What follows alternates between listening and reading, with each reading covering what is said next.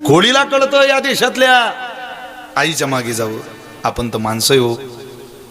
तुम्ही जर माणूस या नात्याने या सृष्टीवर जन्माला आला असाल तर इथं आचरणीय जीवन केवळ संतांचं आहे. हे अनुकरणीय जीवन तुम्हाला स्वीकारायचं आहे ना, तुम्हाला संतांकडेच बघावं लागेल.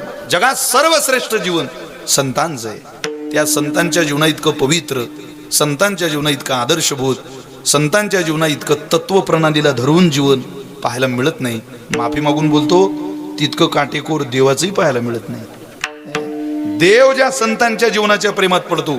पांडुरंग पिसा, पांडुरंग पिसा याची लागी झाला, ताईने पाजिला प्रेम पाना, ताईने पाजिला. पांडुरंग पिसा याची लागी झाला, ताईने पाजिला प्रेम पाना, ताईने पाजिला. पांडुरंग पिसा याची लागी झाला, पांडुरंग पिसा याची लागी झाला, पांडुरंग पिसा याची लागी झाला, पांडुरंग पिसा याची लागी झाला, पांडुरंग पिसा. इको कमी करा नावात द्या. याची लागी झाला, मुक्ताईने पाजिला प्रेम पाना, ताईने पाजिला. पांडुरंग पिसा याची लागी झाला, मुक्ताईने पाजिला प्रेम पाना, मुक्ताईने पाजिला. पांडुरंग पिसा याची लागी झाला. देव ज्या जीवनाच्या प्रेमात पडावा, किती सुंदर जीवन असेल होते संतांचं. जाऊ नामा म्हणे देव इच्छी संत संग, आम्ही जीवलग जन्मोजन्मी. याचा अर्थ असा आहे, देवाला सुद्धा संतांची वाट मोलाची वाटते, संतांचं जीवन मोलाचं वाटतं. आपण कोणाच्याही मागे जाऊ नका, जाऊ नका. निळूबारे म्हटले, तुम्हाला मार्गच अनुसरायचा असेल तर मी सांगतोय त्यांचा मागे जा, कोणाच्याही मागे जाऊ नका. कारण ध्येय मिळवण्याकरता मार्ग चांगला मिळाला पाहिजे. ध्येय सुखाचंच आहे, नोकरी लागल्यावर सुखच आहे, पण नोकरीपर्यंत जाणं थोडं कठीण आहे. ध्येयाची वाट कष्टरूप आहे. किती कष्टरूप आहे. शूरस्य धारा निशिता दुरत्यया, दुर्गम पथ कवय वदंती. नावी दादाने पाजवलेल्या वस्ताऱ्यावर चालणं जितकं कठीण आहे, तितकं ध्येयापर्यंत पोहोचणं कठीण आहे महाराज. वाटतं ते सोपं, सोपं बी काही नाही महाराज. फक्त प्रवेशिकात सोपे, पुढे सगळं कठीणच आहे. नामसन कीर्तन साधन पै सोपे, एवढंच सोपं आहे. तू का म्हणे सोपे आहे सर्वांनी, एवढंच सोपं आहे. पुढे गेलो काहीही सोपं नाही, सगळं कठीण आहे. आपल्याला असं वाटतं सोपं. वारकरी संप्रदायाची साधना सोपी, प्रयत्नाची पराकाष्ठा करावी लागते महाराज, तरी स्वप्न पडत नाही देवाचं. कृपा ज्ञानोबर आहे, तुकोबर आहे, पुढं कठीण आहे. पण तुम्ही जा. संतांनी आवाज दिला माझ्यासारख्याला, तुमच्यासारख्याला, तुम्ही जा. इकडे तिकडे जाऊ नका. तुम्ही कोणाच्या मागे जावं आणि कोणाच्या जाऊ नये याचे स्वतंत्र मुद्दे आहे शास्त्रामध्ये. माहिती नाही वेळेच्या मर्यादेत सगळं सांगता येईल का, अभंगाचा पूर्ण भाव. पण जितकं जमलं, कोणाच्या मागे जाऊ नये तेही सांगितलं, आणि कोणाच्या मागे जावं तेही सांगितलं. खरं मूर्ख स्वेच्छाचारी तार्किकः अनुभव शून्य अगुणज्ञ अमत स्थिरम तेषां पार्श्वं न गच्छयो न गच्छयो न गच्छयो. काय शास्त्रात निर्देश आहे, जाऊच नका हो कोणाच्या. खरं खरं म्हणजे गाढव, गाढवाच्या मागं माणसानं जाऊ नये, गाढवाच्या मागं कुत्र्याच्या पुढं जाऊ नये. या दोघांना काहीला मागन काहीला पुढं सहन होत नाही. खरं मूर्ख, मूर्खाच्या मागे जाऊ नये. ज्याचा बाप सकाळी 5ला उठतो आणि जो स्वतः मुलगा 25 वर्षाचा 8ला उठतो, त्या पोराच्या सहवासात तरुणानं राहू नये. ज्याला आपल्या बापाचे सुद्धा कष्ट डोळ्यानं दिसत नाही, तो पोरगा आळशी आहे, तो जीवनात काही चांगलं काम करू शकत नाही. आळस शत्रू आहे माणसाचा, तो कष्ट करू देत नाही. जिद्द, चिकाटी, मेहनत हे शब्द त्याच्या जीवनात मायनस वजा असतात. थारा नसतो त्या आयुष्यात त्या जीवनाला. आणि देव कष्ट करणाऱ्याच्या मागे उभा राहतो, आयतं खाणाऱ्याच्या नाही. 2.5-3 मीटरचा खादीचा कपडा स्वतःच्या पैशातला बापाला आणला आणि जर दिला आणि म्हटलं बाबा एवढं शिवा तुम्ही जरा सदर शिवून घ्या,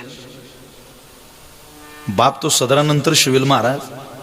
आधी आणलेला कपडा डोळ्याला राहून देवाचे आभार मानेल, देवा माझा पोरगा कष्टाला लागला रे, बघ त्याच्या कष्टातून मला कापड आणला त्यानं. एवढं कठीण आहे. आपल्या कायम कानावर येत ती, पण आपण त्याला स्वीकारत नाही. एका चित्रपटातलं सॉन्ग खूप सुंदर आहे, त्याचा एक तुकडा मला रोज आवडतो. किती गोड शब्द आहेत बघा त्याचे. उरामंदी माया त्याच्या काळ्या मेघावानी, दाखविना कधी कोणा डोळ्यातल पाणी.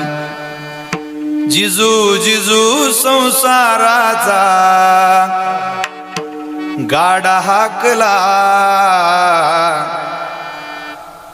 ओठामंदी हसू जरी कना वाकला.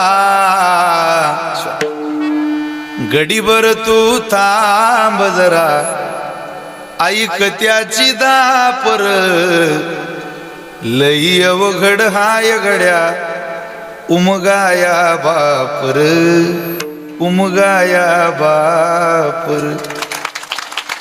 लई अवघड हाय गड्या उमगाया बापर, उमगाया बापर. उभं आयुष्य निघून जातं महाराज. अख्खं जग कळतं पण बाप नाही हो कळत. कष्ट करणाऱ्याला बाप कळतो महाराज. आपण त्याच बापाची पोरं आहोत ज्याच्या पाय आता बिघडलेली. कष्टकरीची पोरं आहे आपण. आणि कष्ट करणाऱ्याच्या घरात जन्म लिहून आळस करावा. समजा भाऊ मूर्ख आहे ते, आळशी माणसाला मूर्ख म्हणतात. मूर्ख मूर्खाच्या मागे जाऊ नये, जाऊच नाही. खरं मूर्ख स्वेच्छाचारी. स्वेच्छाचारी म्हणजे जी लोक म्हणतात मी सांगतो तेच खरंय, त्या लोकांच्या मागे जाऊ नका कधी. ती फक्त बोलण्यात पंडित असतात, कर्तृत्व शून्य असतं.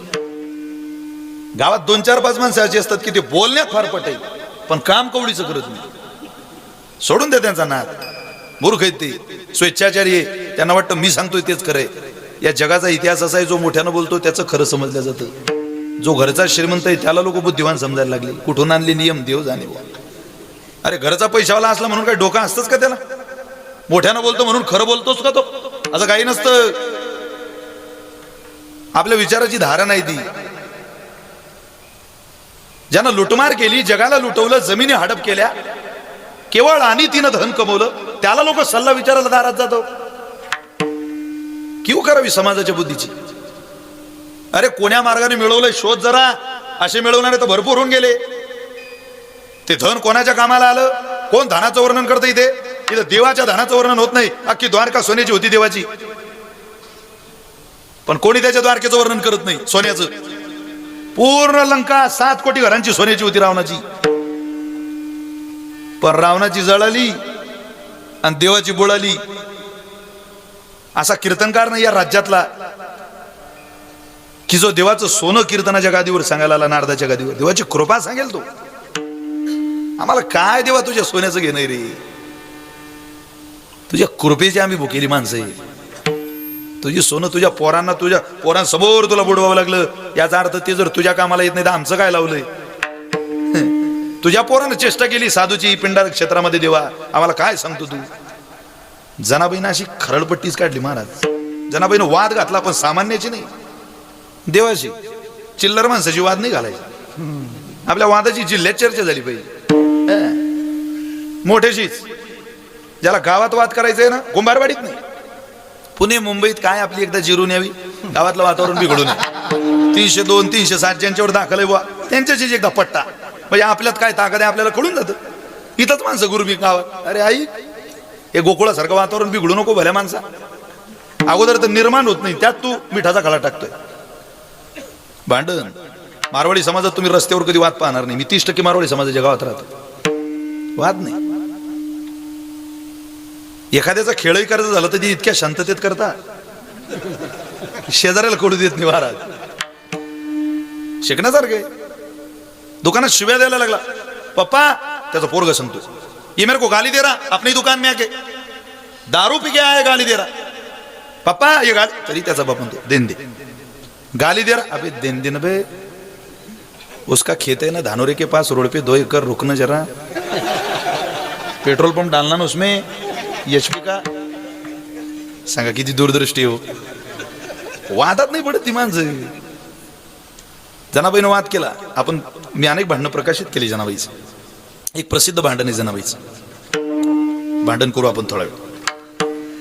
पुण्यवंत पाताळ लोकी नेला, पुण्यवंत पाताळ लोकी नेला, पुण्यवंत पाताळ लोकी नेला, पुण्यवंत पाताळ लोकी नेला, दरिद्री तो भाग्यवंत केला, दरिद्री तो भाग्यवंत केला, कोरट्याचा बहुमान वाढविला, कोरट्याचा बहुमान वाढविला, कीर्तिवानाचा अपमान केला, कीर्तिवानाचा अपमान केला, धुंद झाला तुझा दरबार, धुंद झाला तुझा दरबार, धुंद झाला तुझा दरबार, धुंद झाला तुझा दरबार. धुंद झाला तुझा दरबार, धुंद झाला तुझा दरबार, धुंद झाला तुझा दरबार, धुंद झाला तुझा दरबार. सत्ववानाचा भाऊ केला छळ, कीर्तिवानाचे मारियले बाळ, सका म्हणवीस त्यांचे नासी बळ, जनी म्हणे मी जाणे तुझा खेळ, जनी म्हणे मी जाणे तुझा खेळ. धनी म्हणे मी जाणे तुझा खेळ. धुंद झाला तुझा दरबार, धुंद झाला तुझा दरबार, धुंद झाला तुझा दरबार, धुंद झाला तुझा दरबार. धुंद झाला तुझा दरबार, धुंद झाला तुझा दरबार, धुंद झाला तुझा दरबार, धुंद झाला तुझा दरबार. हे भांडण आहे. अरे अरे विठ्यामुळं मायेच्या कारट्या तुझी रांड रंडके झाली, तुझे गेले मळे तुला पाहुणं काळ रडे, तुझी रांड रंडके झाली. भांडण. पण भांडण करणारी सोबत त्या बाबानं काय केले, जात्याच्या जात्याच्या जात्याच्या बुकी गाली ते ग मोत्याचे दाणी, तुझ्या कृपेने मला विठ्ठला नाही काही उनी. हे भांडण आहे. आपण नाही जात त्या दिशेला, आपण इकडंच आपली काय ती जिरून घेतो सगळी. आपल्याला देवाशी वादही घालावं वाटत नाही आणि त्यांचा मागोही घ्यावं वाटत नाही. चला, स्वेच्छाचारी लोकांच्या सोबत जाऊ नका. एका ठिकाणी असं वाक्य कायम वापरलं जातं, तूच तुझ्या जीवनाचा शिल्पकार. तुम्हाला वाक्य पटतं? तुम्ही बोर झाले का? मी घरी जाऊ का? पटतं का तुम्हाला हे वाक्य? पटतं. मलाही वाक्य आवडत नाही. तो माझा कदाचित चुकीचा भ्रम असेल, पण नाही आवडत. तूच तुझ्या जीवनाचा शिल्पकार म्हणावा तर चिखलाच्या गोळ्याला आकार द्यायला कुंभार लागतो, सोन्याच्या लगडीचा अलंकार घडवायला सोनार लागतो. तसं हे बिघडलेलं जीवन श्री पंढरीनाथाच्या चरणावर नेऊन घालायला ज्ञानोबारायासारखा संत लागतो महाराज. त्याशिवाय आपलं जीवन देवाकडे जाऊ शकत नाही. महाराजांनी स्पष्ट निर्देश केला, पंथ ते चुकले आपुल्या मतीचे, तया मागे त्यांचे तेची हाल. किती हाल झाले हो लोकांचे. पहा, त्यांनी ज्ञानोबाऱ्यांना फारकत दिली, तुकोबाऱ्यांच्या विचाराला फारकत दिली, हाल झाले, त्रास झाला, अपेष्टा सहन कराव्या लागल्या, लाई लाई झाली जीवनाची. मग जीवन एकदा बिघडलं की ती ताळ्यावर येत नाही. जगातलं वादळ मनगटाने शांत करता येतं, पण अंतकरणातलं वादळ शांत करायला संत लागतात. आणि बाहेरची वादळं आपला केसाला धक्का लावत नाही, माणसाला आतली वादळ संपवतात. ते कामाचं, क्रोधाचं, लोभाचं, ममतेचं, द्वेषाचं वादळ निर्माण झालं की संपवून टाकतं माणसाला. धाडकन स्फोट होतो त्या आयुष्याचा. काय या स्वेच्छाचारी लोकांच्या मागे जातात? जाऊ नये. खरं मूर्ख स्वेच्छाचारी तार्किक तर्क काढणाऱ्या लोकांच्या मागे जाऊ नका. आता प्रत्येकाचा प्रत्येक पदाचा विस्तार केला तर वेळ होईल आपल्याला. तार्किक अनुभव शून्य, अनुभव ज्याला कवडीचा नाही, वारी नाही, व्रत नाही, वाचन नाही. वारकऱ्याच्या जीवनात 3 व पाहिजे, वारी, व्रत आणि वाचन. तिन्ही व जीवनाला थारा देतात महाराज. हे तिघही जीवनात नाही आणि त्यांच्या मागे प्रवासाला आपण लागलोय. अनुभव शून्य ते अनुभव शून्य. अगुणज्ञ, आपल्या गुणाची किंमत नसलेल्या लोकांच्या मागे जाऊ नका. ते आपला घात करतात. पोपट कावळ्याला सांगतो, अरे पाय काय सुंदर गोळ आहे, काय देखणं गोळ आहे, काठेवाळ आहे. तो कावळा म्हणतो, हे गोळ, अरे एक जखम नाही. म्हणजे कावळ्याच्या नजरेत घोडं कोणतं चांगलं आहे, ज्याला जखम झाली आणि चोच मारायला जागा आहे. तशी जगात बरेच कावळे, त्यांचा नाच सोडा, त्यांना जखमेचा घोडा आवडतो. काठीवाळ शिमरू त्यांना आवडत नाही, महाराज ताकदीचा आवडत नाही त्यांना, आपलीच असतात. पण वेळ आली विश्वासघात करतात. एका ठिकाणी म्हटलंय, माझ्याच माणसानी माझाच घात केला, केले हजार वादे अनपक्षपात केला, माझ्याच माणसानी. माझीच होती हो. संकेत गारव्याचे आले निघून गेले, संसार राहिलेला मी विस्तवात केला, केले हजार वादे अन पक्षपात केला, माझ्याच माणसानी. माझी पण माझाच घात केला. या जीवनाचा कधी अभिषेक घोसाळकर होईल सांगता येतं का? जो मुलाखत घेतो तोच गोळ्या जाळतो. काही दिवसाची घटना आहे. मग तुम्ही असं कधी ऐकलो की आमदारानं 4 लाख लोकांचा प्रतिनिधी त्यानं पोलीस स्टेशन मध्ये गोळीबार केला? काय धर्म सांगता या राज्यात? आमदार विधानसभेचे 4 लाख लोकांचे प्रतिनिधित्व करता तुम्ही. हे कशाला म्हणता विधानसभेचा आमदार? कळतं का तुम्हाला? वाचलं का तुम्ही कधी? 20-25 वर्ष अगोदर सन्मान्य आमदार महोदयांनी 20 वर्ष अगोदरची विधान परिषद विधानसभा या राज्यात या देशात राहिली नाही महाराज. पत्रकार अभ्यास करून जायचे रांगेत. काय बोलणारे आमदार महोदय आज एक बोलत नाही हो. सगळ्या फटकळ चर्चा, खालच्या पातळीवरची वैयक्तिक टीका.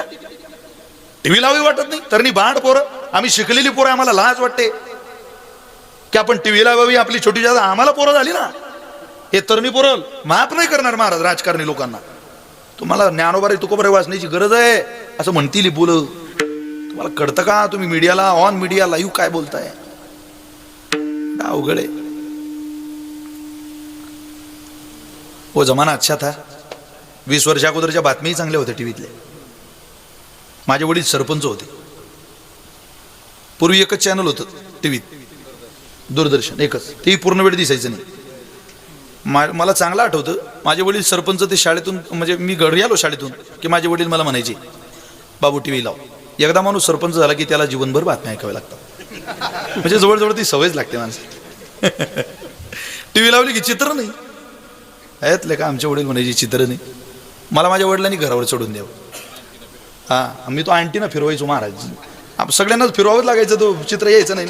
मी माझ्या घरावरून तो अँटीना फिरवायचो जळगाव जळगाव जळगाव जळगाव जळगाव जळगाव जळगाव दिशेनं. आणि तिथून खाली विचारायचो. आमचा एक अमोल नावाचा चुलत भाऊ होता. त्याला, अमोल आलं का? तू म्हणे मुंग्या आल्या गड्या.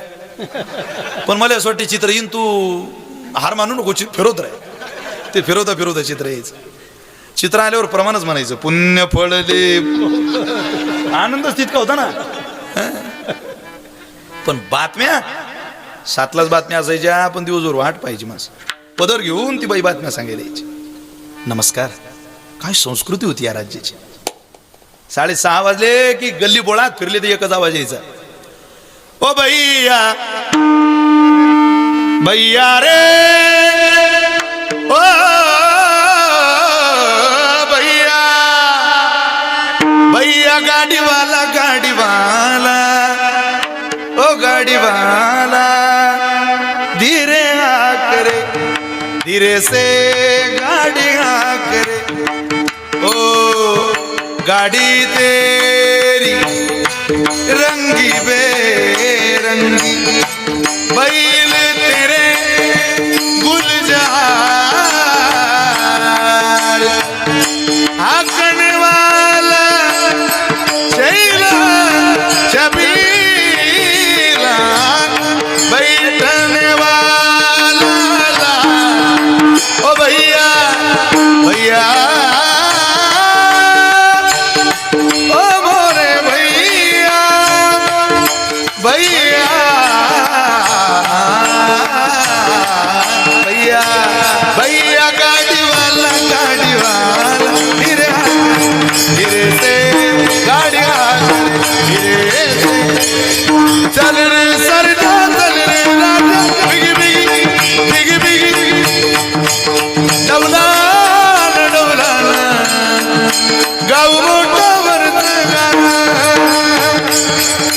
की नाही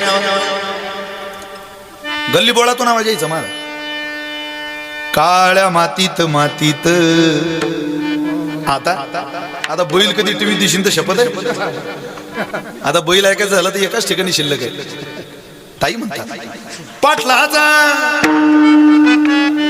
ताईंचा परिचय आहे की नाही तुम्हाला